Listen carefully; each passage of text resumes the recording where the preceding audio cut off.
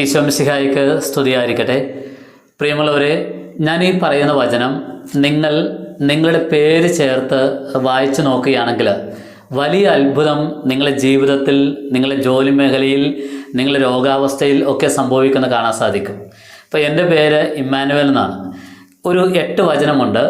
ഈ 8 വചനങ്ങളിലും ചില സ്ഥലങ്ങളിൽ ഞാൻ എൻ്റെ പേര് ചേർത്ത് വായിക്കാൻ വേണ്ടി പോവുകയാണ്. നിങ്ങൾ ഇതുപോലെ ഒന്ന് ചെയ്തു നോക്കൂ. സങ്കീർത്തനം 121.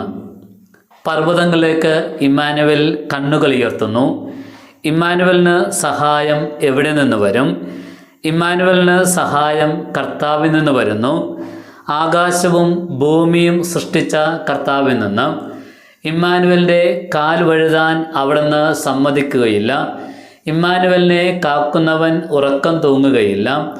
ഇമ്മാനുവലിൻ്റെ പരിപാലകൻ മയങ്ങുകയില്ല, ഉറങ്ങുകയുമില്ല. കർത്താവാണ് ഇമ്മാനുവലിൻ്റെ കാവൽക്കാരൻ.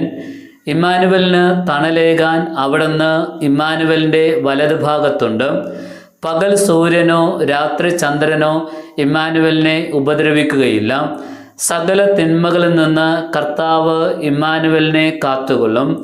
അവിടുന്ന് ഇമ്മാനുവലിൻ്റെ ജീവൻ സംരക്ഷിക്കും.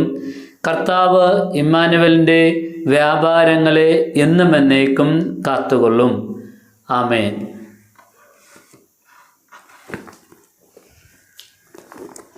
പ്രിയമുള്ളവരെ, നിങ്ങൾ ഇത് ചെയ്തു നോക്കൂ.